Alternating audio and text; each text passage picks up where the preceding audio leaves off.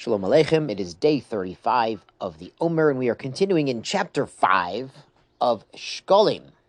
Elu hen hamamunim shahayu b'mikdash. These are them that were the appointed ones that were in the temple.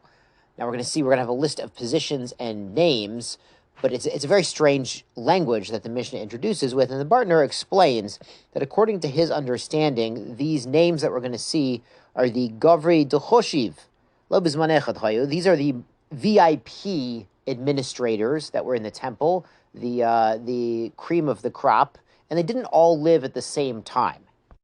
And the Rav Bartner, he brings another explanation from his rebbes. He says, Rabbosai Perishu, my own rabbi said, Al Shem Shemamonim Harishonim, Shinit Mone Okach, that these names that are in the Mishnah were the first person to serve in that capacity. So perhaps they'd put a plaque on the door with that guy's name on it, and then the next person to serve in that office had the same plaque on the door and never changed the plaque. So it could be something like this, that the position was known by the first person to fill the position, or was known by someone who was especially pious and capable at that job. So let's see who these men were. Yochanan ben Pinchas alachotamot. He was in charge of the seals. Now we're going to learn tomorrow in Mishnah Gimel about these seals. It was a method for buying items in the temple. Achia al nesachim. Achia was appointed on the libations. He was the libation guy. Matitya ben Shmuel alapayasut. Matitya was in charge of the lotteries. There were various functions and activities in the temple that were done by lottery, as we're going to see. Petachia ala kinyan, and Petachia was in charge of the bird pairs.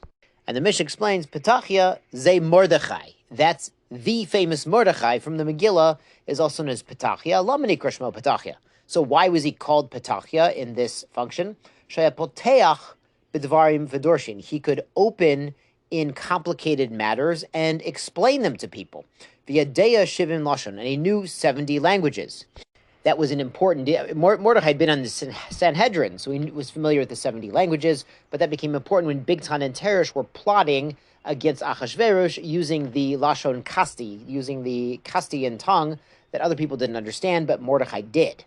It's also important to note that the bird pairs were often brought by women so that they could eat karbanos, eat offerings when they came to the Ole Regel. So, of course, women and children and men, families were coming in from all over the globe of that time, which was probably half a globe. But anyway, people were coming from all over, and they had to know what kind of offerings to bring to be kosher, to partake in other karbanot. So it was very important for Mordechai, for Petachia, to be understanding in all these languages in case some Chaldeans or some Africans came to bring karbanot, to bring their bird pairs. He had to know exactly what to do, because the bird pairs can be mixed up, can be very complicated, as we'll learn in Masechet Kinim later. The Mishnah goes on, Ben Achia al Chole Me'ayim.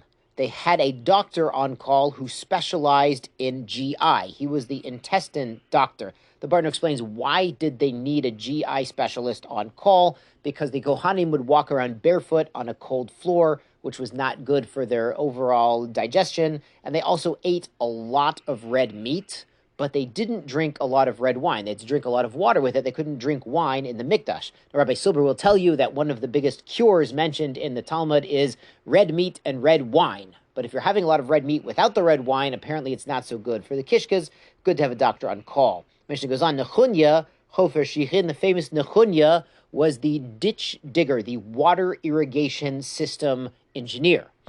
Gavini Cruz. Gavini was the announcer. He would famously say, time to get up and start the avoda. Ben Gever al Neilat Sharim. Ben Gever was in charge of closing and locking the gates.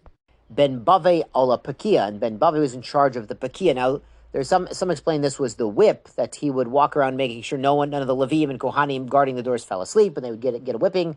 Or it could be the wicks. He was in charge of the wicks for lighting. Ben Arza al-Tziltzul. Ben Arza is in charge of the cymbals. He's the percussion guy. Chugras ben Levi al-Ashir. And Chugras the Levi, he was in charge of the song. There's a Gemara that says of this Chugras ben Levi could sing two notes at the same time. He put his finger in his mouth. Somehow could make two notes at the same time. It was very good what his shir was capable of. Beit Garmu al Maseh Lechem Apanim, the house of Garmu. That household had the secrets, had the skills to make the Lechem Apanim.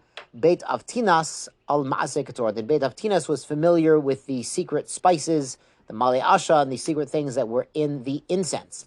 Elazar ala Prochet, Elazar was in charge of curtains, Pinchas ala Malbush, and Pinchas was in charge of the clothing. He was the wardrobe for the Kohanim. On to Mishnah Bet. Ein pochetin mishlosha gizbarin umishiva amarkalin. We have no less than 3 treasurers. So when we're dealing with money, you need to have 3 people there to decide what to spend the funds on. You need 3 men there, like a miniature bezdin. Umishivim amarkalin, and 7 supervisors. Amarkalin, they say amar kol, means they have authority. So they're sort of supervisors. They make sure that there's no improper spending. And the Bartanura explains there were 7 keys to the lockbox, 7 keys to the treasury. So you needed all 7 of these men to approve to make withdrawals from the treasury. Ve'ein osin srora al tzibor b'mamon pachot mishnayim. And the Mishnah adds, we do not have a position of authority over the public for financial matters with less than 2 men. So you don't appoint 2 people to be in charge of collecting tzedakah. You don't appoint a single person to be in charge of collecting and distributing tzedakah. You need 2 people there to make sure everybody's honest. But the Mishnah says, Chutz mi ben achia shal cholei me'ayim ve'elazar shal parochet. But there were exceptions. The ben achia, the GI specialist, he was allowed to work alone, even though maybe sometimes he had to spend money to buy prescriptions or buy herbs to help the Kohanim with their kishkes. So he was allowed to do it alone. And Elazar was also the curtain guy who was allowed to buy materials to replace the curtains.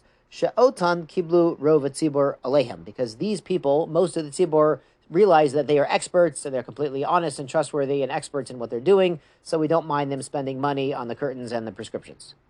Yashar koach and sei gesund.